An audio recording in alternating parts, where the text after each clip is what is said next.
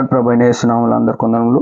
దేవుని వాక్యం నుంచి యెహోషువ గ్రంథం 6వ అధ్యాయము 3వ వచనం. మీరందరూ యుద్ధ సన్నాదులై పట్టణము ఆవరించి ఒక మారు దాని చుట్టూ తిరగవలెను. అలాగూ 6 దినములు చేయుచు రావలెను.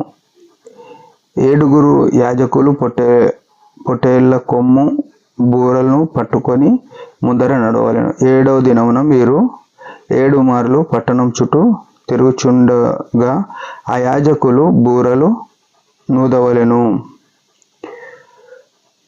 మానక ఆ కొమ్ములతోనూ వారు ధ్వని చేయుచుండగా మీరు బూరల ధ్వని వినినప్పుడు జనులందరూ ఆర్భాటముగా కేకలు వేయవలెను. అప్పుడు ఆ పట్టణ ప్రాకారములు కూలును గనుక జనులు తమ ఎదుటికి చక్కగా ఎక్కుదురు అనెను.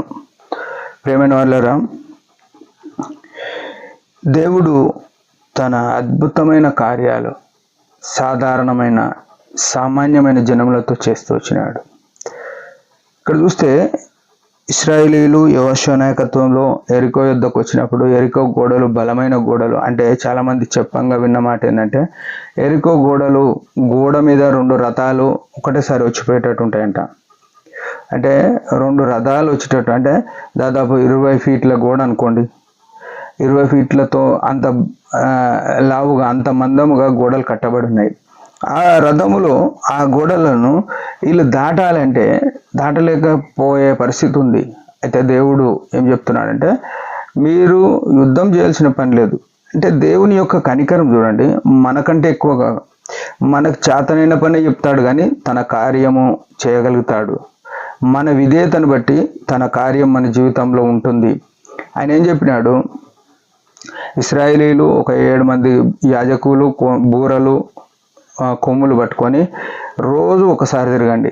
6 దినాలు రోజు ఈ మందసం ఎత్తుకొని తిరగండి. రోజు ఒకసారి తిరిగినాక 6 రోజులు 6 సార్లు అయినాక 7వ రోజు 7 సార్లు తిరగాలి. బూరలు ఊదాలి, మీరు కేకలు వేయాలి. ఏమని? యెహోవా యొక్క అద్భుతమైన కార్యాలను బట్టి ఆయనను స్తుతిస్తూ కేకలు వేయాలి. ఇప్పుడు సాధారణంగా ఇదే స్థలంలో యెహోషువ స్థలంలో నీవు నేను ఉంటే ఏమంటామంటే తిరిగితే ఏమవుతుంది? ఇంత పెద్ద గోడలు ఉన్నాయి, ఒక జేసీబీ లేదు, ఒక మిషన్లు లేవు, ఒక తుపాకులు లేవు, ఒక బాంబులు లేవు, లేక గుణపాలు లేవు, ఎట్లా కూలగొడతాం అని అనుకుంటారు. అంటాము, ఇదే మాట మనకు వస్తుంది. కానీ క్రైస్తవ జీవితము లోకం దృష్టిలో పిచ్చోలుగా కనబడుతుంది. అది ఉండాలి. మీరు లోకంలో వెర్రివారు కావాలి అని రాసింది. మనం వెర్రివాళ్ళలా కనబడాలి కూడా.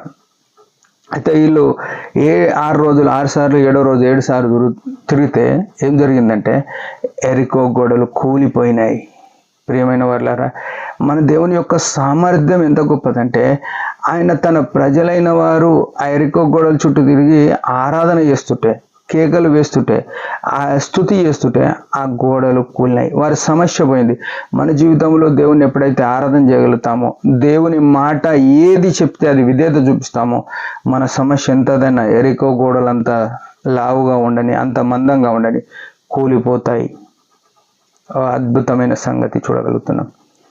మనము ఆయన మాటకు విధేయత చూపడం చాలా శ్రేయస్కరం. మనం విధేయత చూపిస్తున్నామా? ఆయన మేము కొరకున్నామా? ఈ 2 విషయాలు.